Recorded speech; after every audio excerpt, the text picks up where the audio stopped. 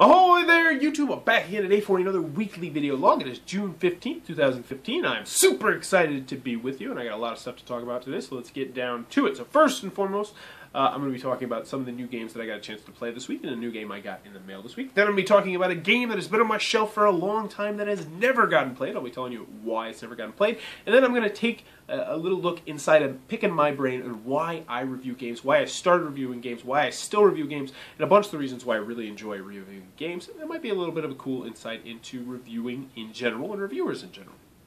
So first and foremost, I want to mention if you have a question of the week, be sure to post it in the comments below, and I will be sure to answer it next week. I also want to mention that we have our Kickstarter running right now. I'll post the link below. We are funded. I am so happy. Thank you guys so much for all the support with subscribes and tweets and pledges or backing, all that stuff. I appreciate all of it. So, moving onward, what new game did I get in the mail this week? I only got one in the mail this week, and that is Prismix from Razor Sharp Entertainment. This is for 2 to 4 players, ages 7+. It is a color prism matching game. It's a 60-card light tuck box. I know nothing about it aside from it's a family game. And I actually wanted to address that because I've had someone ask me before, how do you not know stuff about these games that you get in the mail? And I'll tell you exactly why. I don't want to get on my soapbox too much, but I'll tell you why a lot of the times when I tell you about these games, and when I just got this in the mail today, I know nothing about it. And that's because there's so much social media to sort through, at least for me personally. So I'll go through it. I have Facebook, and I have Bauer's Game Corner on Facebook, which I hardly ever use, but sometimes people message me on there. I hate that thing. I wish we could get rid of it, but I understand it's necessary to have. Now, sometimes people will just directly add me as a friend, and if you add me as a friend, I'll be sure to add you. Just add me, Forrest Bauer. I don't mind. You can look at my pictures. You can look at my kids. I like looking at your stuff, commenting on stuff. I just like making new friends, both in real life and on Facebook. So sometimes people message me on Bauer's Game Corner Facebook. Sometimes people personal message me on Facebook. I have 3 separate email addresses. One is my personal email address, which I use for just about everything, school and board games and contacting people and all sorts of stuff. One is Bauer's Game Corner, which is specifically about Bauer's Game Corner. Then one is Baka Forest Games, because as many of you know, I kickstarted and created my own game, and sometimes people will just randomly hit me up and say, hey, I saw you review games, you created this game, would you be willing to check out my game? So right there is 5 separate media places where I need to check to see messages and where people message me. Then people sometimes hit me up on Twitter, so I get that. And then sometimes people message me directly on Kickstarter, which goes to my Gmail, but then I have to send it back through Kickstarter. So that's 7 separate places where I am getting just get people saying, hey, will you check out this game? You want to do this? Maybe can you just see me share a tweet? Blah, blah, blah, blah. So there's a lot of stuff going on there. So yes, that's why sometimes I don't know the most about the games when I first show them to you. Now that I'm off my soapbox, let's talk about the 3 games that I got a chance to play this week. The first one is from Cheap Ass Games, and that is Falling. And I gotta tell you, I really enjoyed this game, but there's going to be a lot of people who really don't enjoy this game. So in Falling, what's going to happen is you are falling to the ground, and you want to be the last person to hit the ground. That's it. It's a very, very simple, fast, lightning quick game. It plays about 2 to 4 minutes, which is going to be a turn off immediately to some people. It is a real-time game, which means you're going to be just doing everything in real time. There's no turns, there's no pausing, none of that stuff, which is going to be a huge turn off to some people. Also, the game requires a dealer. That's someone who's going to not be playing the game, who's just going to be dealing out cards, which is going to be another turn off to some people. But for me personally, I really, really enjoyed it. It's light, it's quick, it's fast, it's easy. There is some strategy, but it's not really a strategy game for the most part. But still, if you like light, quick filler games, definitely check that out. That is Falling from Cheap Ass Games, and it is in a tuck box, so it's nice, compact, portable, which is always a good thing in a game.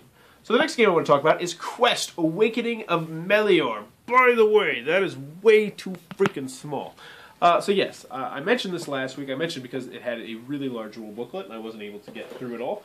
But I've since found out that actually the text in the rule booklet is really, really big, so that makes it a little bit better, right? Yeah, right. Pretty sure that's right. But I did get a chance to play it. I played it twice now, and I enjoyed it. It's a very quick solo game. It plays about, well, not quick, but it's about 30 minutes to an hour long. Mostly, I'd say about 30 minutes once you know what you're doing. It's a quick, light, dice-chucking solo game. We're going to be going on various different quests. There's 2 main characters. There's one who has like the special ability where she has a set win condition, so that's kind of nice. So you can just try and build up to it. But then the really fun character is a guy that turns into a dinosaur when you roll higher than a 20.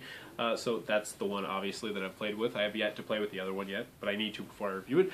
And it's not going to be for everybody. It is a light solo game. I mean, that's it. It's not Mage Knight amount of complexity, so it's not going to be a big, meaty, epic solo game. But if you like lighter solo games, be sure to check this one out. Also, I think this one is just ripe for the picking for eventual expansions, because I feel like it's more of a gaming system than a game. So what does that mean? That means that I feel like you can easily implement expansions and new characters without having to, really, without it being too terribly difficult. Obviously, balancing everything's going to be difficult. But needless to say, if you like solo games, be sure to check this one out. Now, I do want to say that I enjoyed this game. It was light, it was fun, and I probably actually will keep it to play with myself, solo-wise. But the rule booklet needs some tweaking. It needs some work, and I'm going to talk to you about them. There were some definite problems with the rule booklet. It's not a bad rule booklet. It has all the information that you need, but it needs better organization. It needs to cut out some crap, too, that's in there. But that's neither here nor there. Still, if you like solo games, be sure to check this one out when it comes on Kickstarter in the next couple weeks.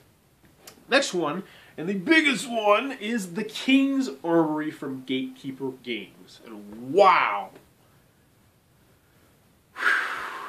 This is an epic game. So this was on Kickstarter, and it failed, and they came back, they tweaked, they redid the components, they came back and they made $90,000. It's successfully funded. I believe it's coming out this year at Gen Con, and I think it's going to be a big smash hit. I'm really rooting for the guy. But, so what is this game? It is a fantasy game, a fantasy tower defense game. So those of you who have not played a tower defense game, essentially what that means is you and your compadres are going to have your defense, have your heroes, and then a bunch of monsters are going to go swarm at your face. You'll kill them all, you'll get money, and then you're going to upgrade this. Hire new people to help you out. Maybe gain something for the armory. You're going to upgrade, and then more monsters are going to swarm at you, and there'll be more than the first time. And then you're going to upgrade once you've killed them all. Then another monster's going to swarm you, and then you're going to upgrade. So essentially, you're going to get stronger, but there's going to be more and more monsters coming at you until finally you get to Wave 7, which I have not actually reached yet, and then a boss will come with all the monsters, and they will probably just crush your face in. So that's what this game is. But this game is... wow, it's ambitious. There's a lot going on here. I'm trying to put the best way to put this.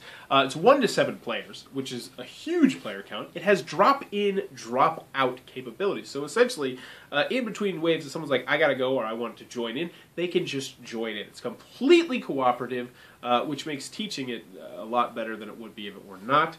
It has 3D components. It has a completely modular board. It has like these little siege towers that you set up, which are not the nicest, unfortunately, component-wise, but they look really, really cool. But I don't think you're ever going to want to put them back in the box, but I'll mention that kind of stuff in the review. There's tons of different kinds of monsters, tons of variabilities, tons of special powers, tons of pieces of equipment. There's just so much going on in this game, and it is a truly epic game. And as many of you know, my favorite game of all time is Twilight Imperium 3rd Edition. So I don't shy away from lengthier games, and I love epic games. And this is a game that I really, really enjoyed. But in addition, if you're not looking for an epic game, it actually has some rules where you can set up where you can start at, say, Wave 5 or Wave 4 and just get the final, more exciting experience. Because when you first start Wave 1 and Wave 2, you know you're going to win, most likely, unless you completely script the pooch or you roll really terrible. But yeah, so it's a really fun game. But it's not going to be for everybody. I absolutely can see people hating this game for a couple different reasons. But I think it's going to have like kind of a Twilight Struggle kind of vibe. And what do I mean by that? I mean that if you're not interested in Twilight Struggle, you're probably never, ever going to play Twilight Struggle. You'll hear about how it's 2 to 3 hours, 2 players will say, no thank you. I think the same is here. You'll say, oh, it's a generic fantasy theme, it goes 2 to 4 hours, yeah, no thank you. And in that regard, I think that's actually kind of good for the game, because the people that would not like the game probably won't play this game. Like, there's some people out there who hate Ticket to Ride, but it's such a light gateway game that a lot of people play it, and that's why, yeah, a little bit of rambling here. But yes, needless to say, it's a fantastic game, and I do want to mention that I could see this game being people's favorite game of all time. And I want to talk about that, because this game has the it factor. So let's take a look at Prismix.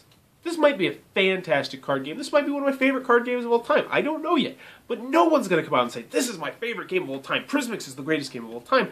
It's just not going to happen. Whereas The King's Armory, when this comes out, I can easily see people saying, whoa, this is my top 5 list of all time. This is one of my favorite games of all time. There's just so much to customize, so much going on. It's got like 7 different characters.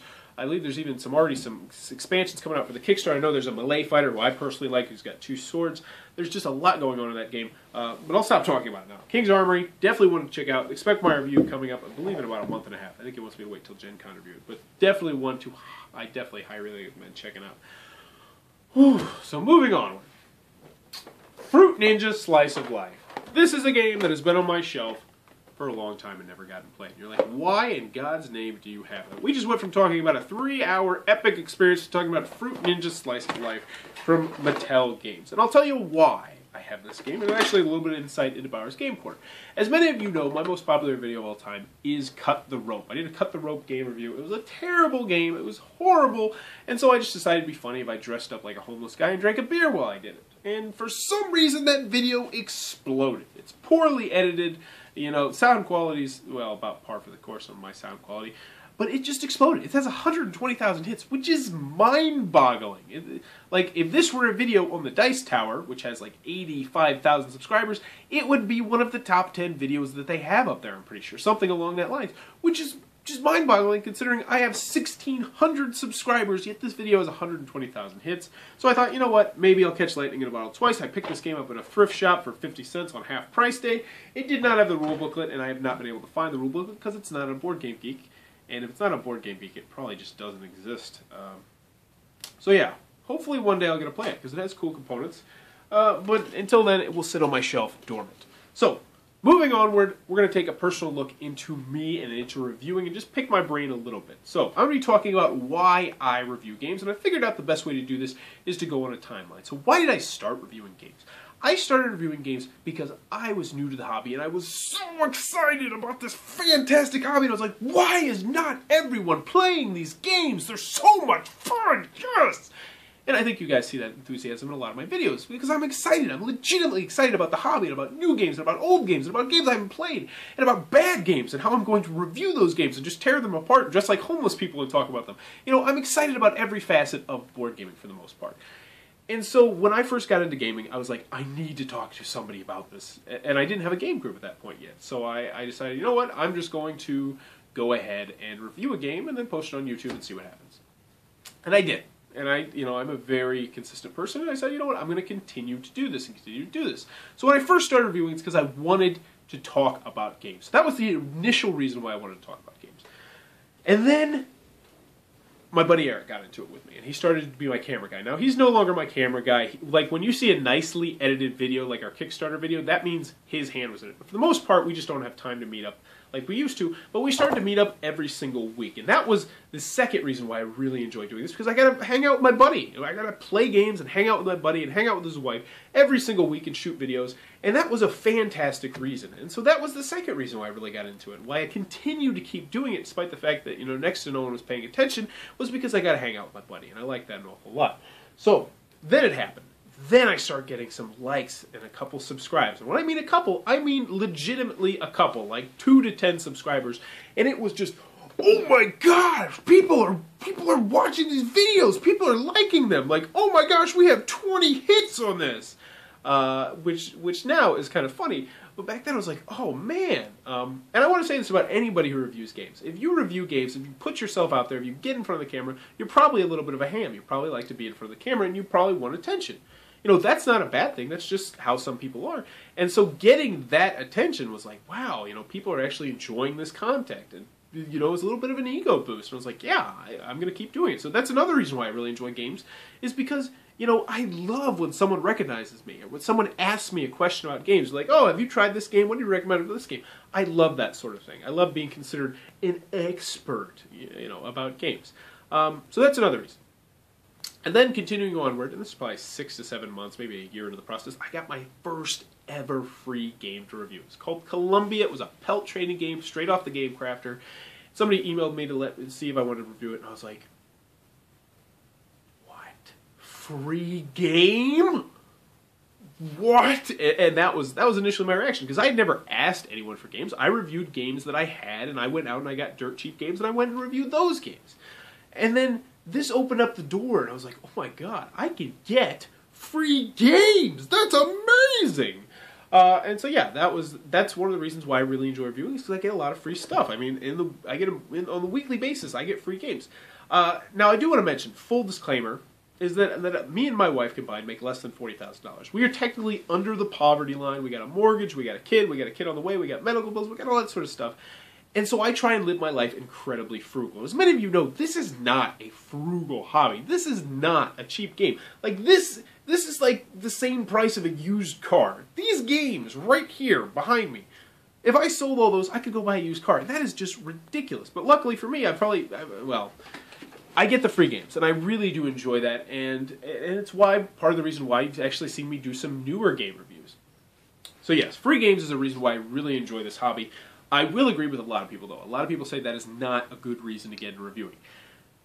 I disagree with that slightly. I think it's a good reason to get into the hobby, but don't expect it quickly. Don't expect that you put out 3 reviews and you're like, all right, start sending me some free games, guys. I need free games. No, you should have to build up a resume before you ask for free games. Now, some companies will be nice enough, they will do that, and some companies will completely ignore your emails.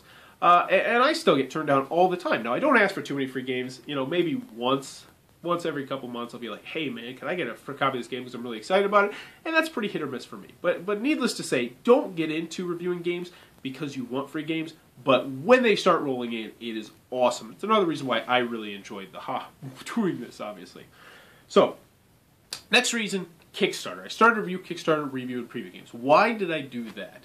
And that was along the lines of that I wanted some more games to review. And I also had this thought, this little ingrained in my brain, that I was like, okay, so if two of these companies get really, really big, then they'll continue to use my services, and then I'll start getting new hot games, which will get me more views, and it would be like a domino effect, and it has somewhat. I mean, that's really how I have supported, you know, the Gen Con Bonanzas. Is a lot of those people backing that are actually game companies who I've built up these relationships with by doing these reviews and previews for. And I also like the excitement of reviewing games that are not out yet. New hotnesses, like Between Two Cities. I got a chance to review that. And I know that is going to be a smash hit this year at Gen Con. And I'd be like, yeah, I was playing that back in March. And it's just cool. It's a cool thing to say. And it just gives me that little irk. Like, maybe the next Kickstarter game is going to be the next Ticket to Ride. Who knows? So that's another weird reason why I like reviewing games. Continuing onward, I started monetizing my videos at that point, and I got like pennies. And when I mean pennies, I earn probably about 5 to 10 cents a day, and that's one of the main goals of me reviewing the game. So now I'm going to go to the present turn. Why do I continue to review games? Well, there's a couple different reasons. First and foremost is because I really enjoy this. I really enjoy the feedback. I like talking to people. I like getting my opinions out there. I like being considered an expert about it. I like getting free games. But I also like the fact that I see money at the end of this. Now, not huge gobs of cash. I realize this. A lot of people, and I've talked to some reviewers who plan on like being within 5 years doing this as a full-time job, and I was like, yeah, good luck with that, bro. Because, you know, Tom Vasel is a rare exception. Tom Vasel is a fantastic reviewer. I met him personally. He's a really nice guy. He actually invited me to come to his house and play games with him on me and my wife's honeymoon. I didn't because my wife would have murdered me.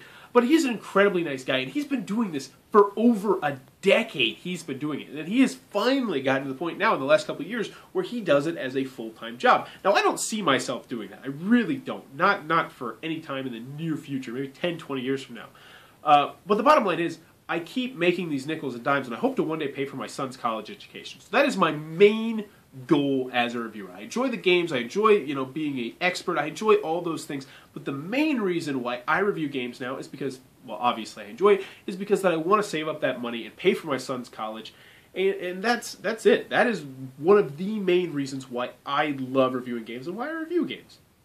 Now that kind of came about out of nowhere, and this has been a long, just kind of crazy tangent. I just wanted to get it out there because a coworker of mine asked me like, why do you do that? And so I thought it might be an interesting topic. So let me know in the comments below. Is this interesting? Is it not interesting? Do you want to hear less about me personally, more about me personally, all that different kind of stuff? Or if you have any questions, be sure to post them in the comments below. So this has been a particularly long weekly video log. If you're still with me, as always, thank you, and I appreciate your time and your support. Have a good weekend. Actually, have a good week. Actually, you could be watching this in 25:45, so have a good alien... Oh, okay, I'm done.